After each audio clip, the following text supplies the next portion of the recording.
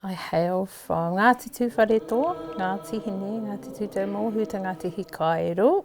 E noho ana au ki tēnei whenua, te whenua murihiku. Ko Hananui te maunga, tāki tēmu te maunga, ko te ara akiwa, te moana, ko murihiku, waihopai te whenua. Kia ora. My name is Cheree Downs. With my grandmother being a sewer, I was often around her. In fact, she's the one that gave me my very first sewing machine. So it started with sewing, being on the marae and around our kuia when they're weaving. We were encouraged to build and make things. The starting point for me is some whakapapa around where I'm going to go. What do I want it to look like? Who's it for? The design grows out of that.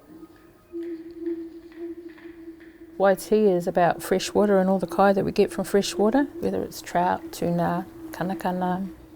In terms of the whakapapa and look of it, is about the swirling waters, you know, they're not always sort of all smooth. And Hiwi Te Rangi is about hopes and aspirations for the year coming. Hiwa is the youngest of all of the whetū.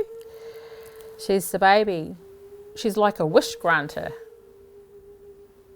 The yellow, it represents people and their thoughts and wishes and their aspirations and all those little things.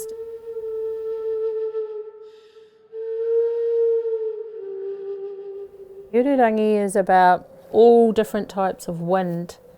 So the swirling wind up and around the top there, and that's made out of rubber too, by the way. The insides is tyres and that. Different tones of greys and silvers, and wind is cleansing as well. So that's why I brought in kind of the white, the ma as well, even though wind can be pretty violent sometimes.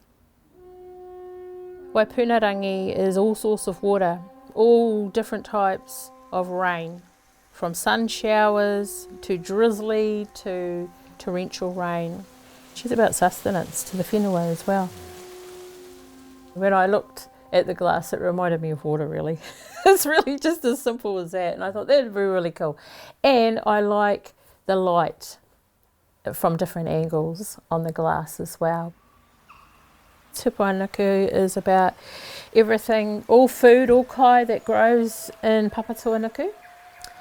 And I didn't want to put a whole lot of kai on Tupuanuku, so I just chose some elements just to show that. So the beautiful greens, different tones of greens, and some of the rako that I found out on the beach, just tiny little rako that I think are pretty gorgeous. So that's a bit of an experiment. I had this idea in my head and I thought that'll look pretty cool, and if it looks dumb I'll just take it off and try something different. So all of these kakahu are made with natural fibres, mainly harakeke, flax. So these are all started just with flax leaves, the row of the harakeke, and just using one of these. I started experimenting with metal feathers some years ago. They just work. What I like about the steel is it rusts.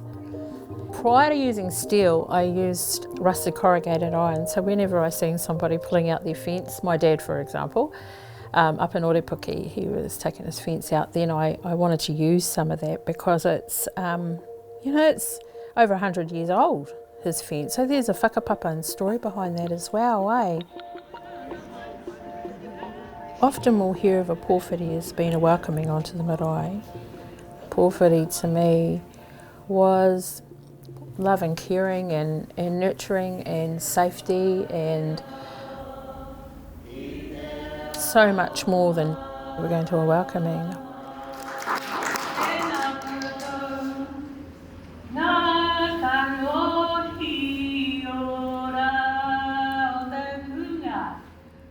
I was playing with the word a little bit. Te pō being the night, whiri being all the kakahu have whiri, but also the welcoming in of the new year of Matariki.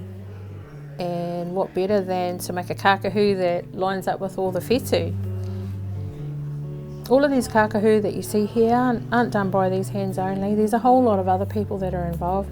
They come with the awhi and tautoko of whānau as well. All those people that call in and drop off food or just check in with me and make sure I'm still alive and okay. You know, it matters, eh? All those people matter. When our tohunga or our kaumatua reads matariki in the sky, it tells us exactly what our year that's ahead of us is going to be like, depending on how bright or how dim those whetū are shining in the sky. And I think that's amazing.